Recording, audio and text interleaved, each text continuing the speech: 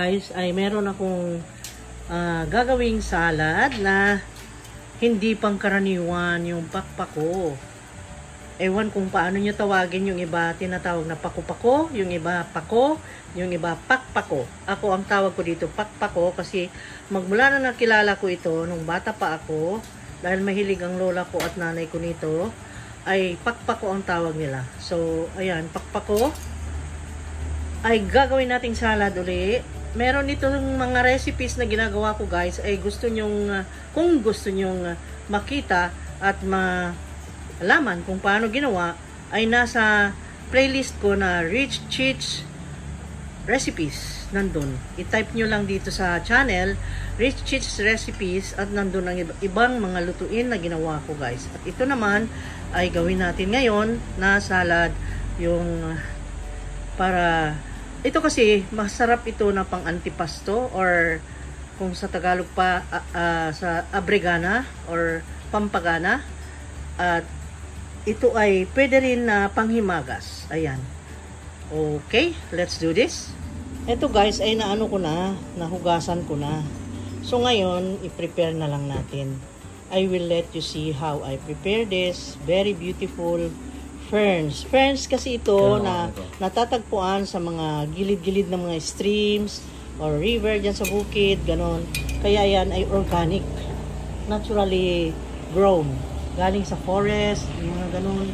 Sa ano, yan. At yan ay kinakat ko lang yung malambot na parte. Ganon.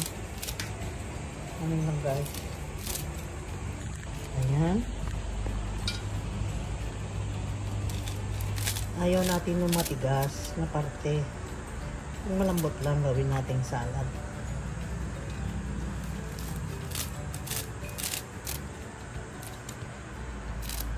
Okay. Okay. Okay guys, lutuin na natin itong pakpako. Ngayon, nag-prepare ako ng ito, yung kaserola ko na malaki, kasi syempre depende sa lulutuin mo yung laki ng paglulutuan. So I have my pot at nilagyan ko na siya na abundant water. Yan, tansyahan lang din kung ilang tubig ang gusto nyong ilagay, kung ano ang amount ng lulutuin, at lagyan na natin ng 1 tablespoon na salt. Ayan. Tapos, para may lasa na siya pagka naluto. At sindihan na natin ito. Ayan. Tapos, cover it and then hanggang kumulo. Pag kumulo niyan, ay ilagay na natin si pakpako. Okay. Ayan. The water is boiling. Wow, English yon. Kumukulo na siya. Ilagay na natin si pakpako para maluto. Pero hindi yung lutong-luto guys. Yung kumbaga patayin lang natin kung anong meron siya dyan. At saka ano, pangalan nito? Gusto natin crunchy. Napakaigi nitong itong vegetable na ito dahil full of fiber. Ito ay organic. Alam nyo naman, hindi naman to binubuhay or sadyang tinanim. Ito ay mga hinahanap lang sa kabukiran na kukuha doon sa mga kilid-kilid ng mga ilog, ganoon. Kaya ito ay organic, napaka-healthy. So, ang ganda ng maidulot sa ating katawan yan. So, hayaan lang natin muna dyan.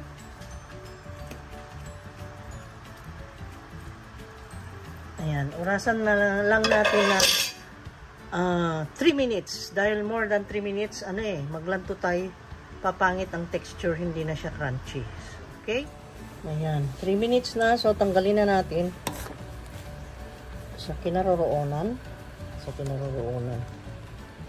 At siya ay ating ilagay dito. Ayan. Oh, ganda. Sa kagandahan niya, ang boses ko ay lumalabas sa aking ilong. Bakit ganon? Nag-OOA na naman ako. Kasi alam ko, masarap ito. Ayan. Alam nyo guys, siguro yung iba, yung kumain nito, pero Yan nyo lang. Tayo na lang kakain. Ganun eh. Ganun lang, simple lang ano. Ang pagluluto nito. So, ayan. Ang ganda. That is organic. Very simple. Healthy and yummy. Okay. So, timplahan na natin.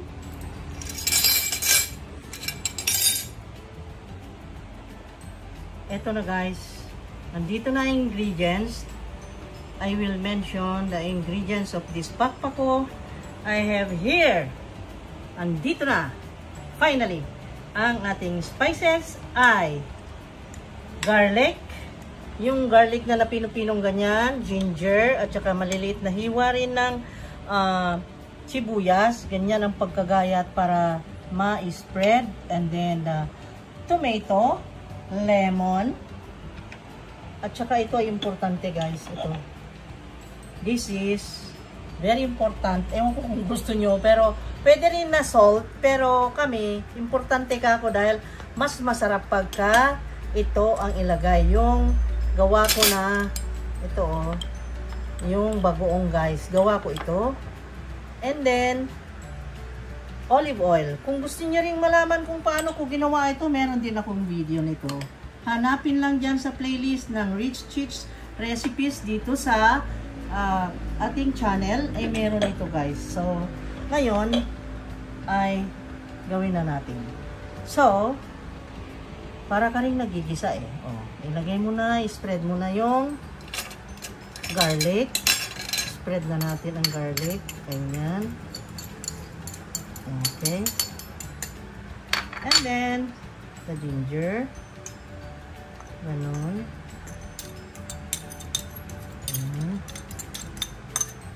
Ayan guys. Tapos, mabuti nito. I-spread natin ganyan. Pag ano nito, pag halukay guys, galing sa loob nitong center, i-ganon mo. Tapos, hilahin mong ganon. Parang spaghetti at pansit. Ganon. Para sa ganon ma-spread mo yung spices. Tapos, sumunod na yung iba. Nahulog. Yung sibuyas. Ayan, ganyan. Dahan-dahan lang para hindi magkahulog-hulog yung spices. Ganyan.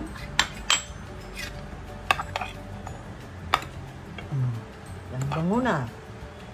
May aroma na ng sibuyas, ginger, and garlic. At para may konting asim-asim niya at tamis-tamis.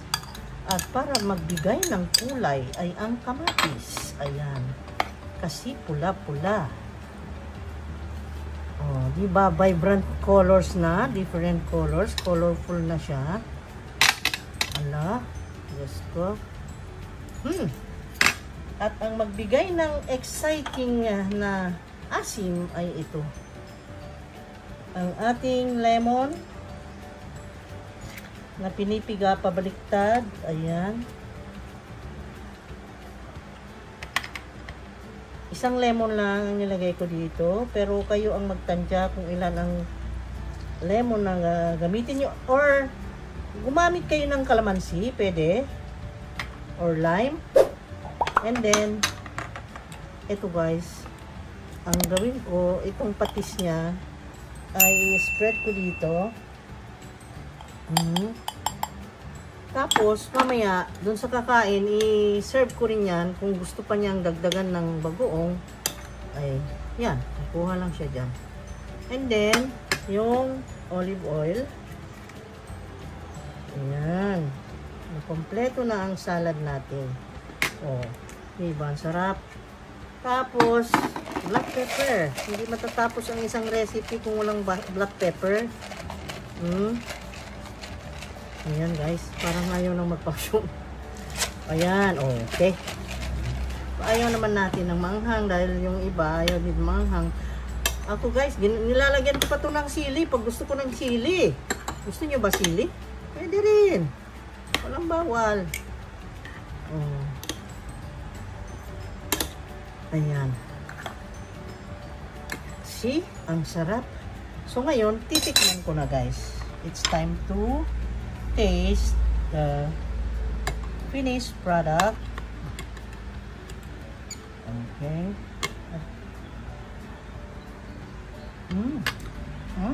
Narinig niyo yung crunchiness? Sarap. Ang sarap. Hindi porket binidyohan natin to guys, pero talagang maranasan nyo kung kayo ay magkaroon ng chance na magluto nito. Super sarap guys. Super sarap. At di ka magigilting kumain ng marami. Ito yung mga food na guilty free. Okay? Kasi organic siya, rich in fiber and minerals. Okay. Thank you guys. See you again on the next video. Bye-bye. Thank you.